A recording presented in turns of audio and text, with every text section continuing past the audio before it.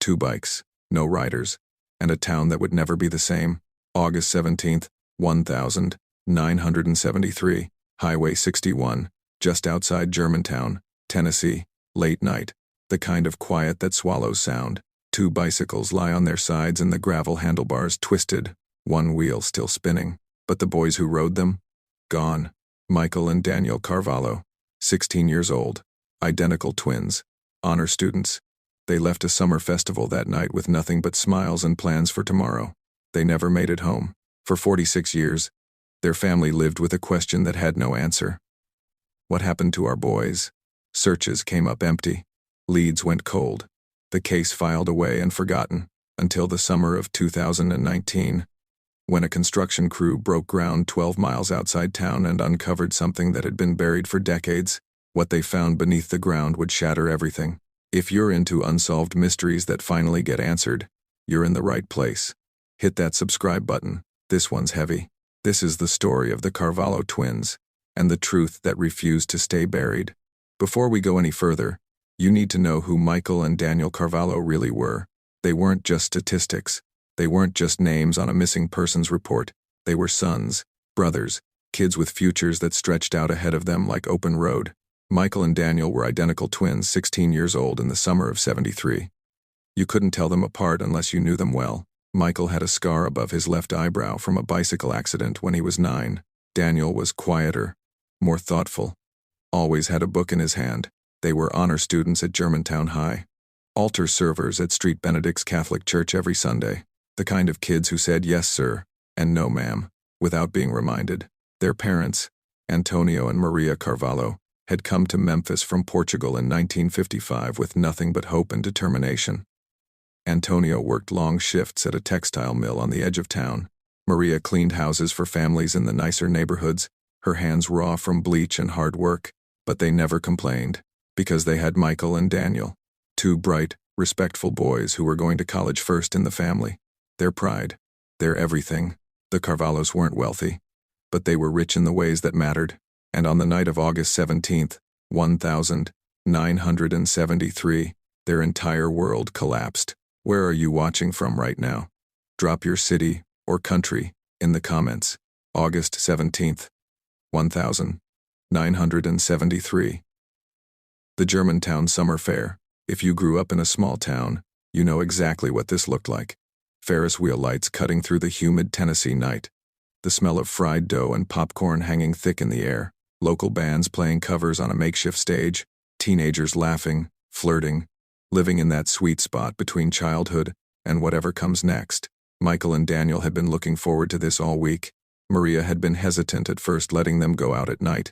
Even in a town as safe as Germantown, always made her nervous. But Antonio convinced her. They're 16, Maria. Good boys.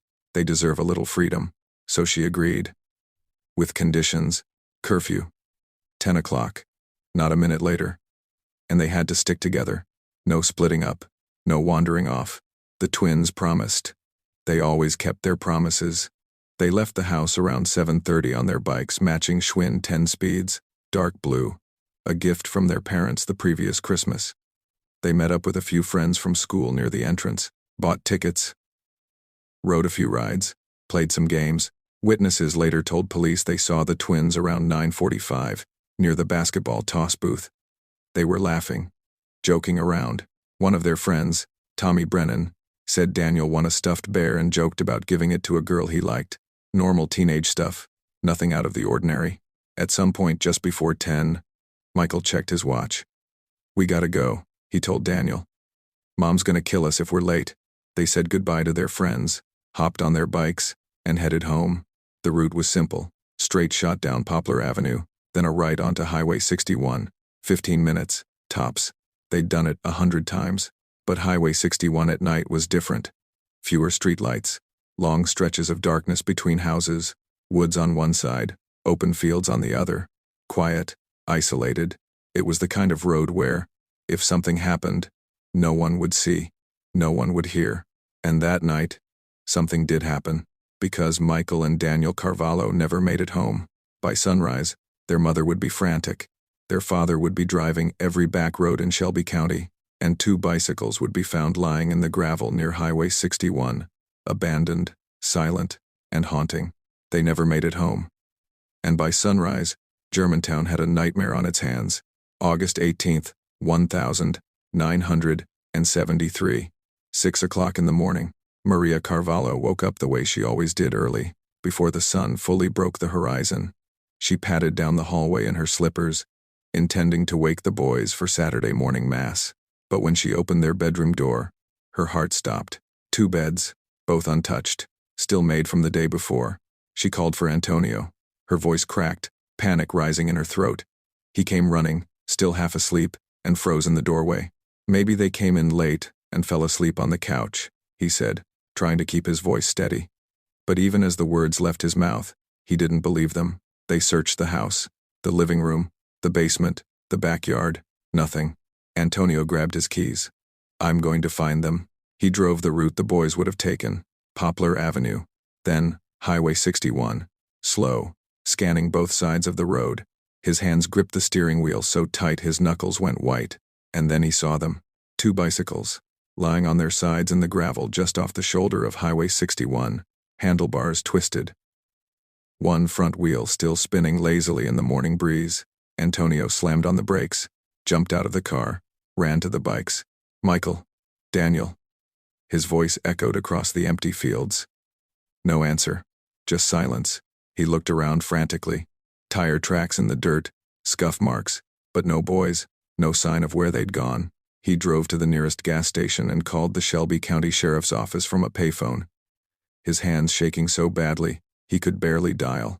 By 7:30 that morning, 2 deputies arrived at the scene. They took notes, asked questions, examined the bikes, but their response was frustratingly calm. Mr. Carvalho, teenage boys run off sometimes. Maybe they got into some trouble. Maybe they're hiding out with friends. Give it a day or 2. Antonio's face went red. My sons don't run off. Something happened here. But the deputies weren't convinced. Not yet. Maria, meanwhile, was at home, calling everyone she could think of. Friends, neighbors, the church. No one had seen Michael or Daniel since the festival. By noon, word had spread through Germantown like wildfire. The Carvalho twins were missing, and the community responded the way small towns do, with action. Neighbors formed search parties. Church members handed out flyers with the boys' photos. Strangers combed the woods along Highway 61, calling their names.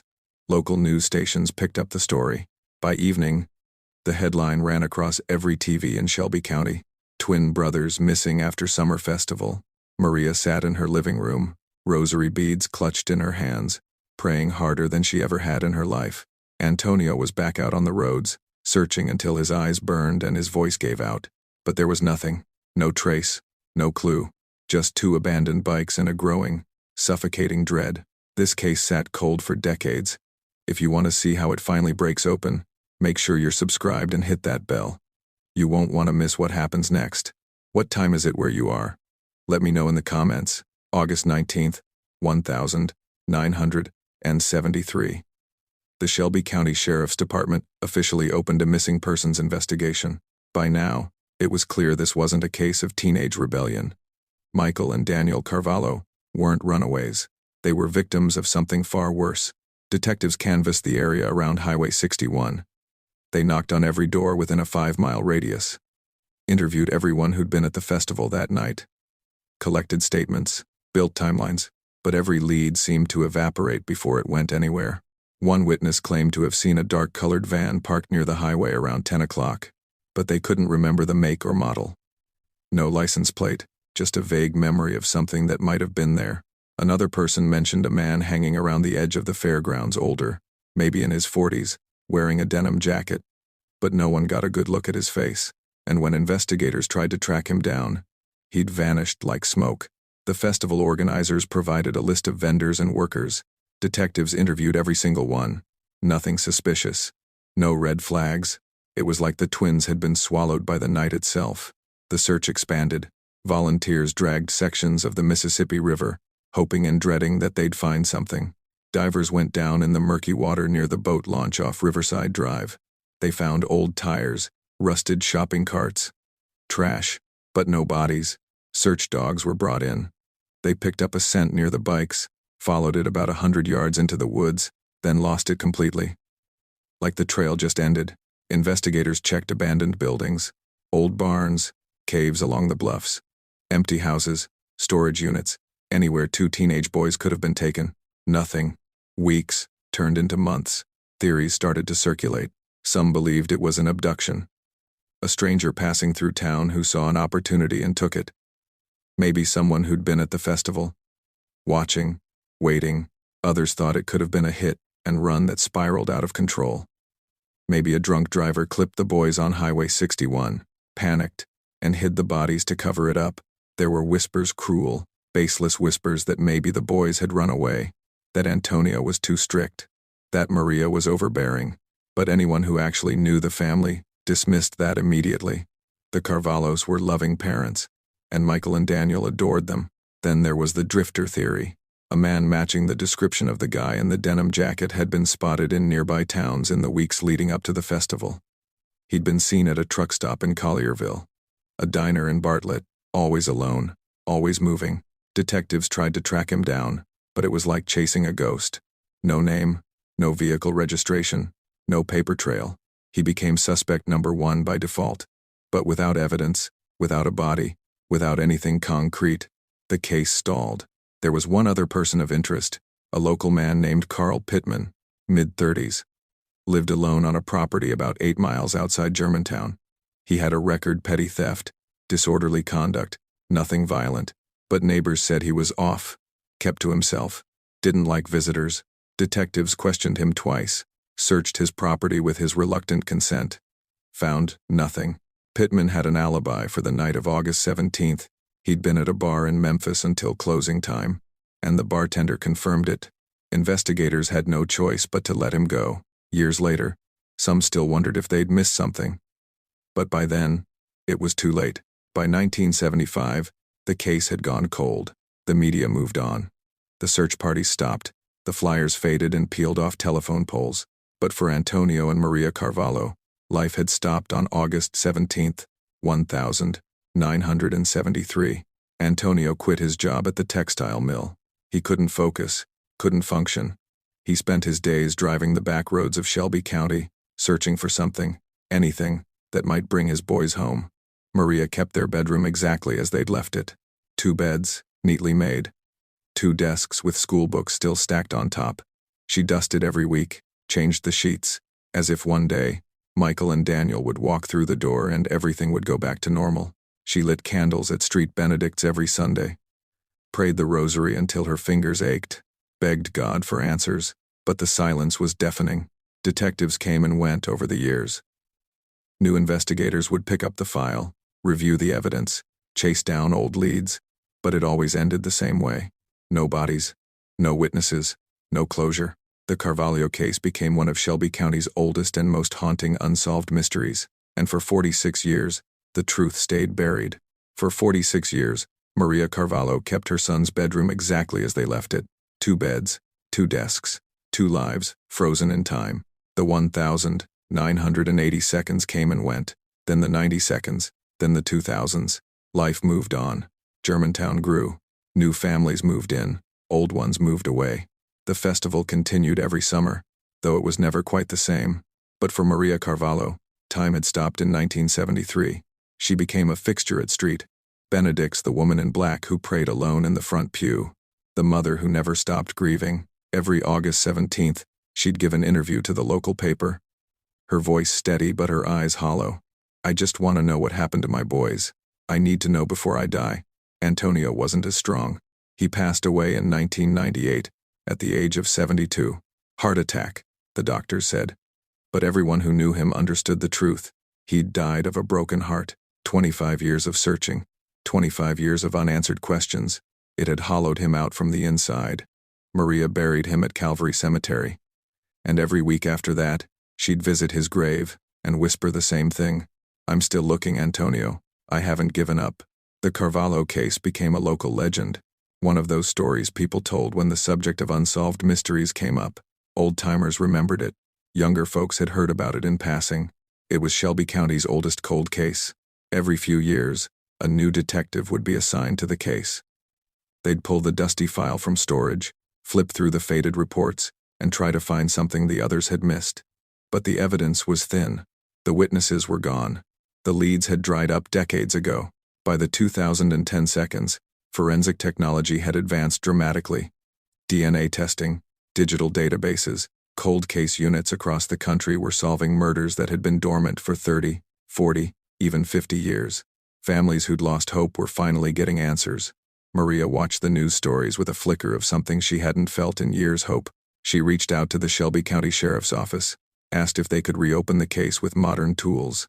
They were kind, sympathetic, but without physical evidence, without bodies, there was nothing to test. The case remained cold. Maria was in her 80s now. Her health was failing. She knew she didn't have much time left. She'd spent nearly half a century waiting for answers, and it seemed like she'd die without them. But then, in the summer of 2019, something happened that no one saw coming. And then, in the summer of 2019, a backhoe operator made a discovery that would change everything. June 12, 2019, 12 miles outside Germantown, near the town of Collierville, a construction crew was clearing land for a new housing development.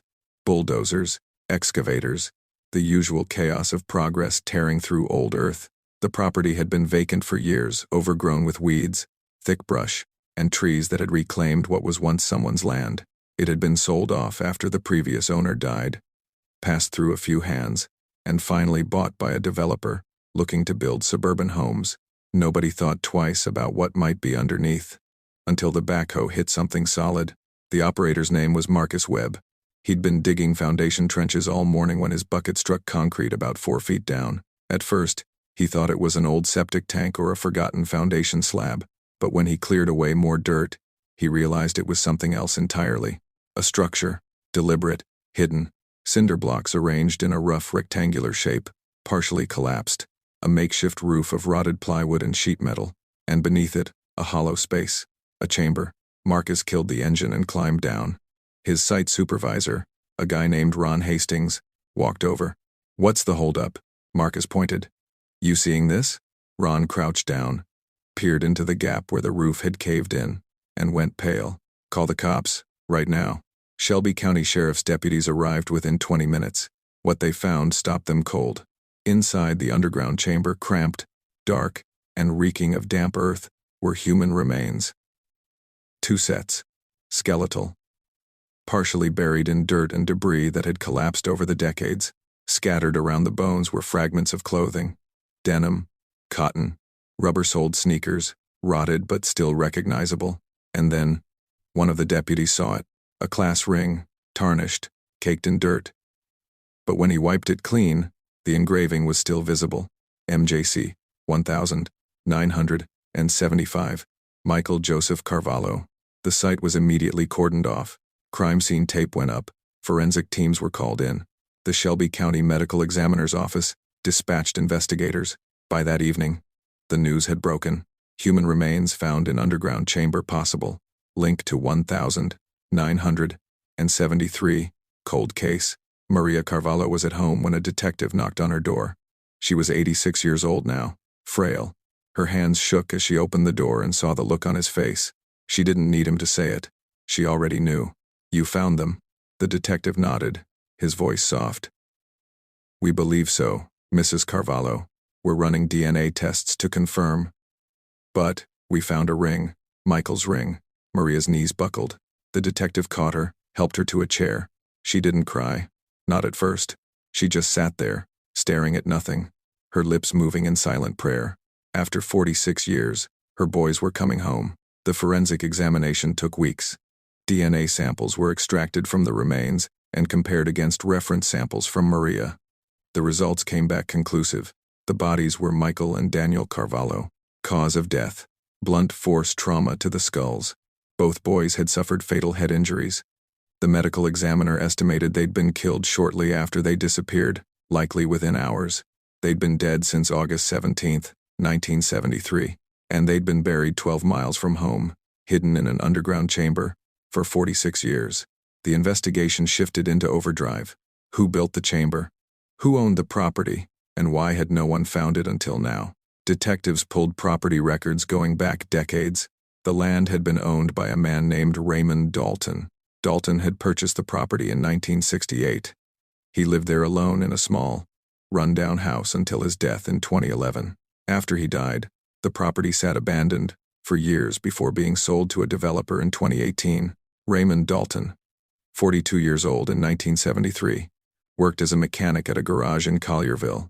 Kept to himself. No wife, no kids, no close friends. And here's the kicker: he was never a suspect in the original investigation. His name didn't appear anywhere in the case file. He'd never been interviewed. Never even on law enforcement's radar. But now, investigators had to ask the question that had haunted them for decades. Was Raymond Dalton the man who killed Michael and Daniel Carvalho? Detectives descended on what was left of Dalton's property. The house had been torn down years ago, but they searched the land, brought in cadaver dogs, ground-penetrating radar. Forensic teams combed every inch.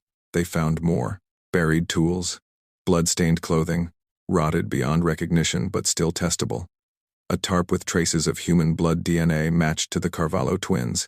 In a storage unit Dalton had rented in Collierville, investigators found boxes of his personal belongings, journals, photos, receipts, and in one of those journals, dated August 1973, a single entry: "Took care of a problem tonight. No one will know."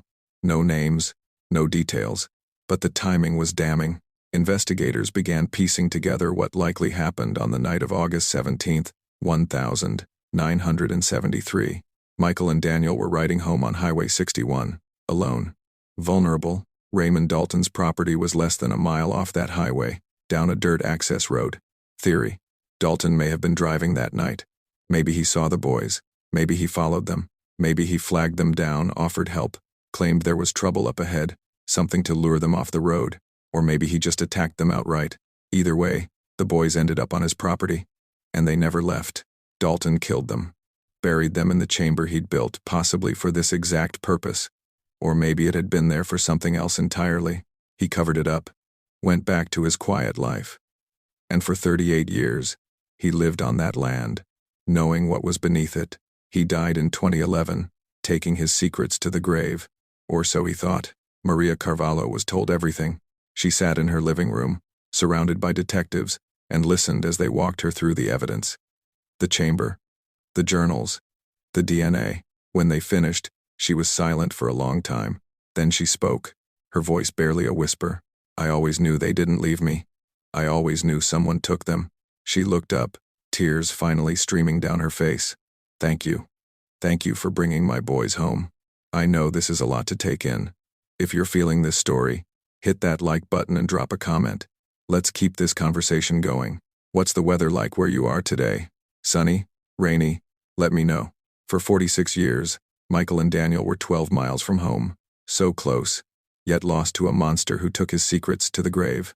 So, what really happened on the night of August 17, 1973? We'll never know every detail. Raymond Dalton made sure of that when he took his last breath in 2011. But investigators, using forensic evidence, witness statements, and Dalton's own writings, were able to reconstruct a likely timeline. And it's haunting. 10:02 p.m. Highway 61. Michael and Daniel leave the Germantown summer fair right on time. They're laughing, pedaling hard, racing each other the way brothers do. The night air is warm. Crickets hum in the fields. Streetlights are few and far between. They're about halfway home when they reach the stretch of Highway 61 that runs past the old access road leading to Raymond Dalton's property. Dalton is out that night. Maybe he'd been at the festival himself, lurking at the edges, watching. Or maybe he was just driving, hunting. Either way, he sees them. Two teenage boys, alone, isolated, vulnerable. 10:10 p.m. The encounter. Investigators believe Dalton either flagged the boys down or forced them off the road. Maybe he pretended to need help. A flat tire, engine trouble, something innocent enough to make two polite, well-raised boys stop and offer assistance. Or maybe he didn't bother with the act. Maybe he just ran them off the road with his vehicle, forced them into the ditch, and overpowered them before they could react. However it happened, Michael and Daniel ended up in Dalton's control. Their bikes were left behind, abandoned in the gravel near the highway. one wheel still spinning. A silent witness to whatever horror unfolded next. 10:20 p.m. Dalton's property. Dalton takes the boys to his land. Down the dirt access road. Away from the highway.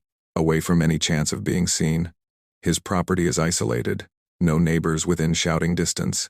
Just woods, fields, and darkness. He has a small house, a shed, and somewhere on that property hidden, deliberate an underground chamber. Investigators believe the chamber had been built beforehand. The construction was too deliberate, too planned, to have been done in a panic. Cinder blocks, concrete, a makeshift roof. Dalton had prepared for this. Whether Michael and Daniel were his first victims or not, we'll never know. But the evidence suggests he knew exactly what he was doing. 10:30 p.m. The murders. The medical examiner's report was clear. Both boys died from blunt force trauma to the head. They were struck multiple times. Hard enough to fracture their skulls. Hard enough to kill them quickly. There's no evidence they were held captive for any length of time. No signs of restraint injuries. No indication they were kept alive.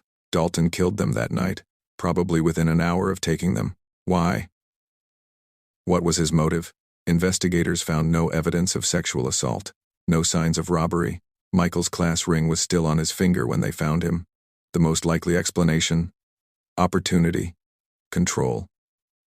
Violence for the sake of violence. Raymond Dalton was a predator.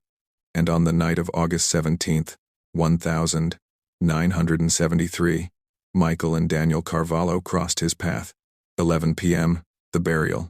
After killing the boys, Dalton dragged their bodies to the underground chamber. He placed them inside, covered them with dirt and debris, sealed the makeshift roof, and then he went back to his life. He cleaned up, disposed of evidence, went to work the next day like nothing had happened. While search parties combed the woods and dragged the Mississippi River, Raymond Dalton was 12 miles away, living on top of the boy's grave. Why was he never caught? That's the question that haunts everyone involved in this case. How did Raymond Dalton get away with it for so long? The answer is as frustrating as it is simple. He was invisible. In 1973, Dalton had no criminal record. He wasn't on anyone's radar. He didn't fit the profile investigators were looking for. He wasn't a drifter, wasn't a known offender, wasn't someone the community feared. He was just a quiet mechanic who kept to himself. His property was outside the initial search radius. And because the boys' bikes were found on Highway 61, investigators focused their efforts along that corridor. The river, the woods, the main roads. No one thought to look 12 miles away, down a dirt road, on the property of a man no one suspected. Dalton was careful. He didn't talk, didn't brag, didn't slip up. And in 1973, forensic technology was limited. No DNA databases, no digital records, no surveillance cameras. If you were smart and lucky, you could get away with murder, and Raymond Dalton did. For 38 years, living above a grave.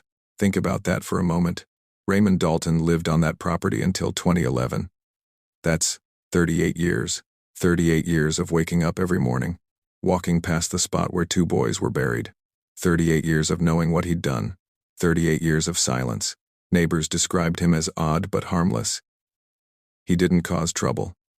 Paid his bills, kept his head down. No one suspected a thing.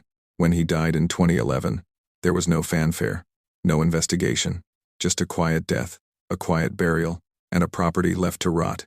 If that land hadn't been sold, if that developer hadn't broken ground, if that backhoe operator hadn't hit concrete, Michael and Daniel Carvalho might never have been found. The weight of the truth. When investigators told Maria Carvalho what they believed had happened, she didn't rage, she didn't scream, she just nodded slowly. Her hands folded in her lap. "I knew someone took them," she said quietly. "I knew they didn't just disappear. For 46 years, she'd carried the weight of not knowing. The torture of imagining 1,000 different scenarios, each one worse than the last. Now, finally, she had the truth. It didn't bring her boys back. It didn't undo the decades of grief. But it gave her something she'd been denied for nearly half a century. Closure. For 46 years, Michael and Daniel were 12 miles from home. So close, yet lost to a monster who took his secrets to the grave. The news spread fast. Within hours of the official confirmation, the story was everywhere. Local news, national outlets, true crime forums, social media. 4 6-year-old cold case solved. Carvalho twins found buried on killer's property. For the people of Germantown, especially those old enough to remember 1973, it was like reopening an old wound. But this time, there was something different mixed in with the pain. Relief. Finally, after decades of questions, there were answers. On June 29, 2019, the community held a vigil at St. Benedict's Catholic Church. Hundreds of people showed up. Some had known Michael and Daniel personally. Others had only heard the stories, but they all came to honor 2 boys who'd been stolen from their family and hidden away for far too long. Candles flickered in the warm summer night. A local priest stood at the front and spoke about faith, loss, and the long road to peace. For 46 years, the Carvalho family carried a cross that no family should ever have to bear, he said, his voice steady but heavy with emotion. They lived with uncertainty, with fear, with a grief that had no end. But today, we helped them lay that cross down. Maria Carvalho sat in the front row, surrounded by members of her church, neighbors, and strangers who'd become friends through shared sorrow. She didn't speak. But when the priest finished, she stood slowly, walked to the altar, and lit 2 candles, one for Michael, one for Daniel. The church was silent except for the sound of her quiet weeping. But while the community mourned, investigators were still working. The Shelby County Sheriff's Office wanted to make absolutely sure they had the full picture. They continued searching Dalton's former property, interviewed people who'd known him, dug through every scrap of evidence they could find. What they uncovered painted a disturbing portrait. Raymond Dalton had been a loner his entire life, never married, no long-term relationships. Co-workers at the garage where he worked described him as competent but cold. He didn't talk much. One former colleague said, kept his distance. You got the feeling he didn't want to be known. In the boxes recovered from his storage unit, investigators found more troubling items. Newspaper clippings about the Carvalho case, articles from 1973, and the years that followed. He'd been keeping track, watching as the investigation unfolded, as search parties came up empty, as the case went cold. There were also photos, Polaroids of the festival from that summer. Crowds, teenagers. Some of the images had been taken from a distance, almost like surveillance. Had Dalton been stalking the boys beforehand? Or had he just been watching, waiting for an opportunity? Investigators couldn't say for sure, but the evidence suggested this wasn't a random act. It was calculated, deliberate, and that made it even more terrifying. Legally, there was no one left to prosecute. Raymond Dalton was dead. He'd never face a courtroom, never hear a verdict, never spend a single day behind bars for what he did, and that was hard for a lot of people to accept. Justice delayed is justice denied, one local activist said during a town hall meeting. This man lived free for decades, while that family suffered. And now he's gone. Where's the justice in that? It was a fair question, and there was no good answer. But Maria Carvalho saw it differently. In an interview with a local news station, she was asked how she felt knowing Dalton would never be held accountable. She was quiet for a moment. Then she said, "He will answer for what he did. Maybe not in this life, but he will answer." Her faith had carried her through 46 years of darkness, and it would carry her through this, too. On July 14, 2019, Michael and Daniel Carvalho were laid to rest. The funeral was held at St. Benedict's, the same church where they'd served as altar boys all those years ago. The same church where their mother had prayed every Sunday, begging God to bring them home. The caskets were closed, simple, dignified. Maria stood between them during the service, one hand resting on each casket. She didn't cry this time. She just stood there, silent and still, as if she were finally able to let go of the weight she'd been carrying. At the cemetery, as the caskets were lowered into the ground side by side, she whispered something only she could hear. Later, someone asked her what she'd said. She smiled just barely. "I told them I never stopped looking. And I told them they're home now." The Carvalho case became a symbol, not just of tragedy, but of perseverance, of a mother's unbreakable love, of a community that refused to forget. It also reignited conversations about cold cases across the country. How many other families are still waiting? How many other victims are still out there, hidden, forgotten?